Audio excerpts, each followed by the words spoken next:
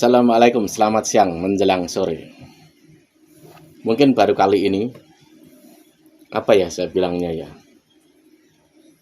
Ya sebelumnya mohon maaf jika tidak berkenan. Seorang ketua PBNU dan seorang Rois Am yang dikritik habis oleh para kiai, para ustadz gus dari kampung. Semua berasal dari apa? Kata-kata ataupun kebijakan yang bisa dibilang mungkin tepat bagi mereka. Tapi bagi umat Nahdliyin yang di bawah yang selama ini berjuang soal nasab, ingin menjaga kesucian zuriat Nabi, saya berpikir begini, apa seorang Rois Am ini tidak pernah atau tidak sering menonton video dari beberapa ustadz atau kiai gus yang dari lokal ini, yang sering membeberkan isi kitab A, B, C, D, banyak jenisnya. Apakah kiai ustadz gus yang dari lokal itu dianggap cemen gitu loh, karena belum terkenal. Padahal udah jelas banyak mujadid yang dia tuh dari awal tuh belum dikenal orang banyak. Belum. Apa karena masih muda orang-orang ini, tergolong usianya muda, belum punya nama besar seperti para ulama yang tenar, bahkan banyak kan ulama yang tenar seperti Salaf juga banyak. Masa sih cara melihatnya begitu gitu loh. Apalagi Rois Am berkata soal dianggap benci lah, dianggap serasa kita tidak tahu apa-apa jika tidak ada Ubaidillah lah. Padahal sejarah Islam jelas gitu loh. Kita ini lebih dekat kemana jalurnya keislaman, yang bawah siapa? Kalau kita tarik terus nih, Syekh Abdul Qadir Al-Jilani, apakah itu Ubaidillah? Kan tidak, jelas beda gitu loh.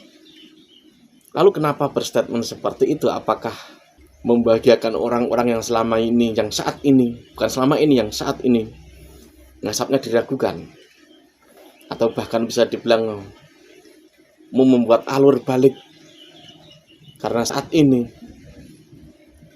Ubaidillah dianggap fiksi? Lalu sampai Rois Amnya berkata seperti itu. Apakah seperti itu maksudnya? Banyak dari gus ustadz dari kampung membabar kitab, mengkritik apa yang dikatakan Rois Am. Bahkan Gus saya Stakuf juga kena kritik. Mereka membabarkan juga pakai kitab. Bayangin saja. Saya melihatnya bagaimana itu loh. Harusnya kan tidak seperti itu. Jika misalkan mampu memilih kata yang tepat, lebih bisa jaga perasaan hati dan lain sebagainya gitu loh. Jangan dianggap pergerakan dari kaum bawah ini dianggap sepele. Jangan begitu.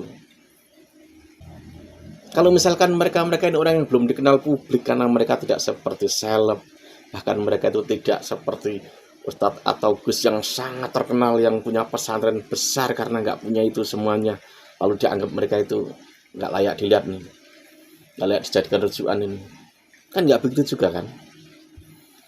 Kadang saya ngelihat saat ini ya, justru NU itu terjadi banyak pertarungan sisi politik ya saat ini. Itu bukan karena nasab. Jadi isu-isu yang dipakai mecah belah umat lah, kan ada tuh di beberapa channel tuh. Mecah belah umat lah karena soal nasab ini. Ini nasab ya nasab. Tidak ada hubungannya dengan pecah belah umat, tidak ada. Coba apa hubungannya? Gak ada. Justru yang bisa mecah belah itu ya karena apa? Kongsi politik, perbedaan politik itu. Nah, saat ini itu aja gitu loh. Kemarin itu soal pemecatan Kiai Marzuki Mustamar itu. Banyak kan kiai juga di luar sana yang mengkritik keras PBNU, bahkan ada yang berkata mau menggulirkan MLB. Iya kan? Jangan dikira misalkan si A, si B, si C, Gus Ustadz ini yang belum punya pondok besar, lalu nggak dilihat itu. Buntut tuh besar gitu loh. Gus Abbas ada di sana juga. Kurang apanya? Banyak. Benda kerep. Kurang apa benda kerep? Terkenal.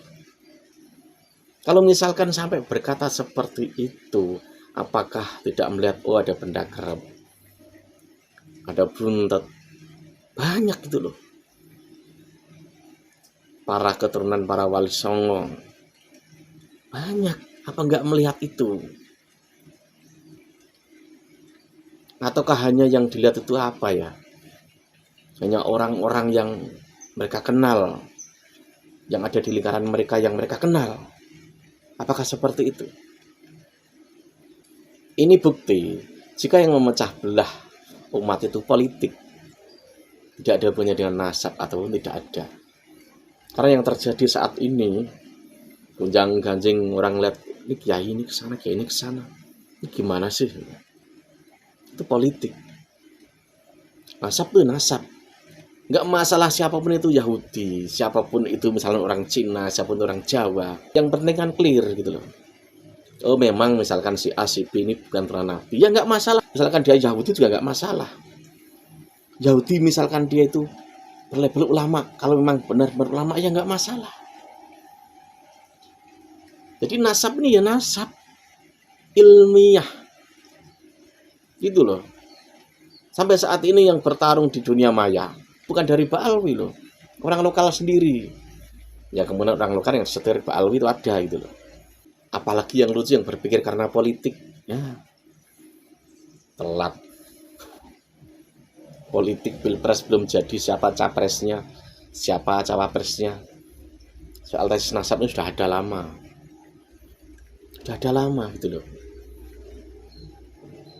Di antara para pejuang nasab saja, politiknya juga beda-beda loh. Anda mau bilang karena politik soal tesis nasab? Iya kan? Saya punya datanya. Si A, si B, si C, si Gus ini, Kiai ini, si Gus ini, Sayyid ini. Banyak perbedaan sisi politik juga. Itu nggak masalah gitu loh. Itu membuktikan jika soal tesis nasab ini tidak ada hubungan dengan politik. Apalagi mecah belah umat. Justru yang mecah belah umat itu jika misalkan orang di atas itu demi politik lalu melakukan A, B, C, D. Kebijakan-kebijakan yang tidak populer. Kebijakan-kebijakan yang bisa dibilang jadi masalah kemudian hari. Itu. Ya aneh saja. Ya. Tahun 2024. 2023 akhir, 2024 awal.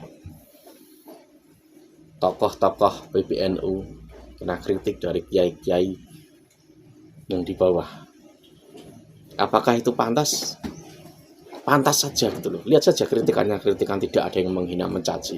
Tapi lihat saja mereka itu. Sebagian oknum Ba'alwi itu, bagaimana dia saat menghina banyak kiai, seperti apa kata-katanya. Iya kan?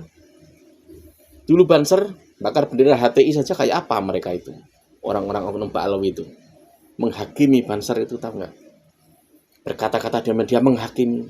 Padahal itu jelas bendera HTI pelakunya juga aktivis HTI. Udah jelas kan berarti. Siapa yang sebenarnya teman sejati, sebenarnya yang bukan. Selamat sore.